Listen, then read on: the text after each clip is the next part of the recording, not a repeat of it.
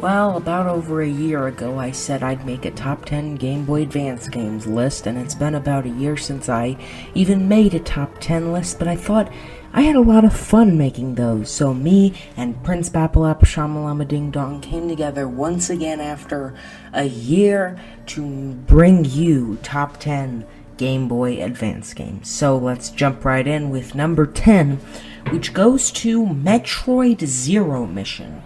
This is a faithful yet creative reimagining of the classic NES game that wasn't on our NES list, and that I personally don't like.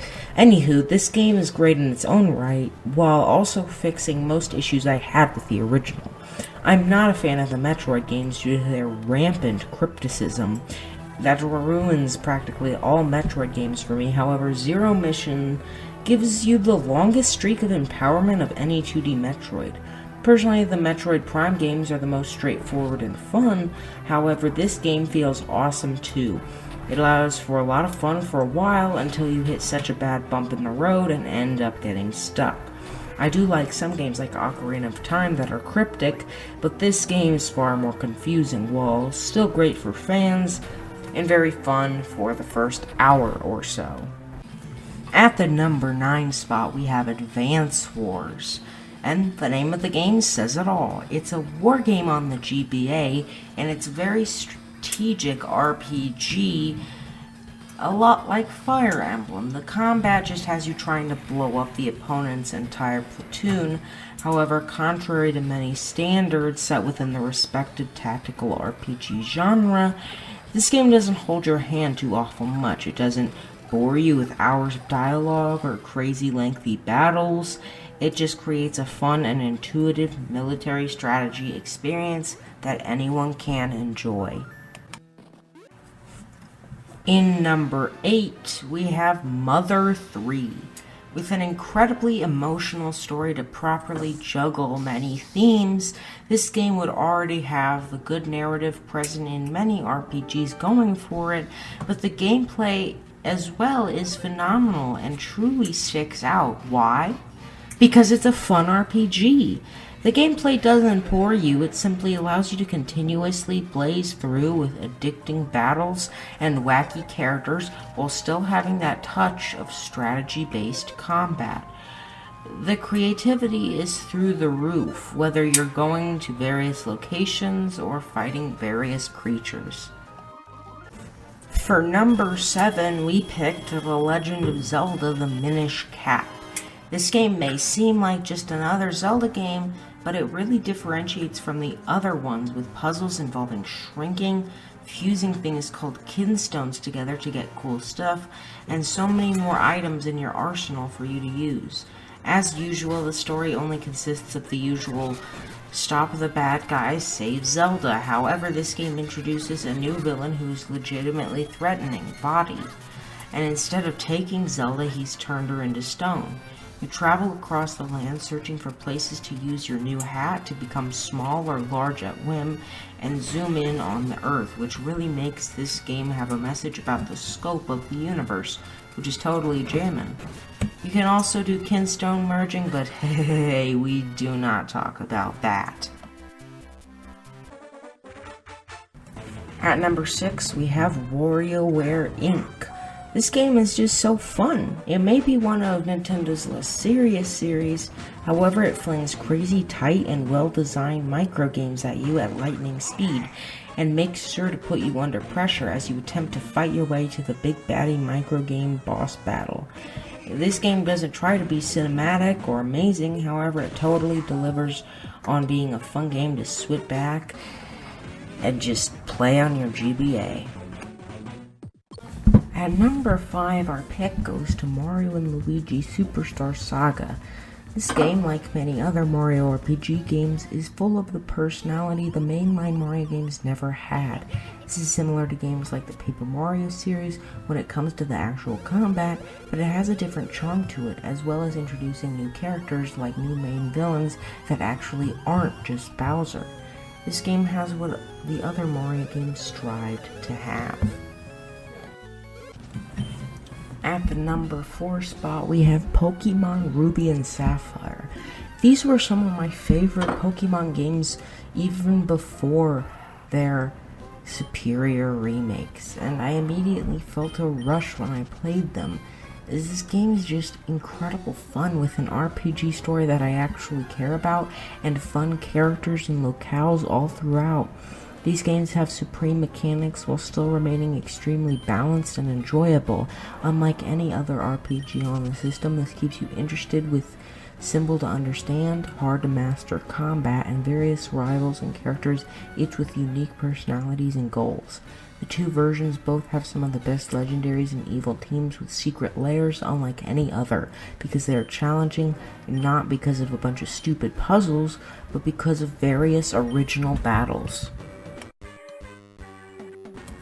For number 3, we chose Sonic Advance 1, which has aged very well, even compared to some of the Genesis titles in the Sonic series. It's still fun to play, and it's like the original Sonic games with a new coat of paint. This one introduced mechanics like basic attacks, being able to play as Amy, and a few other things. Of course, this is better than the other two games in the series because this one doesn't just care about speed, and only speed, but also having the core concepts of its predecessors. Drill Dozer is our number 2 pick. Drill Dozer's unique new IP from Game Freak Pokemon creators, which places you in the role of a girl with a large mech suit with a drill on it that can spin left, right, up, down, and up to 3 levels of drilling can occur as you collect the different gears placed in nicely designed areas of each level. The bosses are memorable and fun, except for that jerk with the metal boxing gloves. This game provides the player with a unique experience unlike any other on the platform. And this is one of few GBA games to include Rumble, something that Nintendo didn't add to a handheld through core mechanics until the Switch. The drill allows for you to travel using hooks, zippers, and soft blocks that you can easily jump off for extra height. It provides the player with so many mechanics that are easy to understand, thus making it simple to get through each level while using so many playful mechanics. For our honorable mentions, we picked Super Mario Advance, Sonic Advance 3, Mario Golf, Mario Tennis, Metroid Fusion, Mario vs. Donkey Kong, and Kirby and the Amazing Mirror. Now, on to number 1. As is tradition for my number 1 picks on my top 10 lists, both me and Prince Bapalapashamalamadingdong wrote our own segments on this game at number 1, which is Wario Land 4, instead of collaborating to make one segment. My part is what I'll be reading first. Wario Land is a series with only 6 installments, sadly, yet this game made up for the completely abysmal attempts to give Mario his own game, like Mario Party Advance and Mario Pinball Land. Seriously? Anyways, this game provides new and unique level design based on Wario's treasure collecting, many different attacks, and his ability to take special abilities from certain enemies. This game not only is really solid by itself, but is definitely helped by the fact that this is one of few platformers on the system that is not just a watered-down port of a great NES or SNES game. This is the definition of unique, and not only is this the greatest GBA game ever, it is one of the supreme Mario spin-offs as well. Wario can pull off and float if stung by a bee, turn red hot from a fire enemy, or become a zombie, and so much more.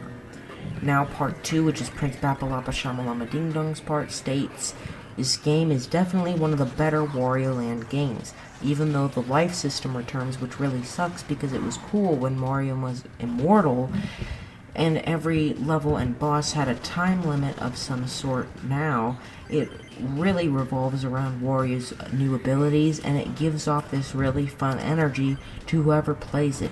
This feels like a good way to let Wario shine in some of his own adventures again. This game is one of those Mario spin-offs that really makes it feel like Wario is his own series, instead of one that piggybacks off of Mario. Well, thank you guys for watching our top 10 GBA list. I know I'm speaking a little quieter. That's because I want to exude a more calm atmosphere with these videos, and I do want to bring these videos back, because looking back about a year ago, I had so much fun working and making these videos for you guys, so be sure to expect more top 10s. And if you don't want more top 10s, well, there are going to be at least like 3 more in the next couple months. But if you really don't want one after that, if you really don't want any more after that, let me know, and I won't do any more than just those couple. But yes, thank you guys so much for watching. Be safe, and goodbye.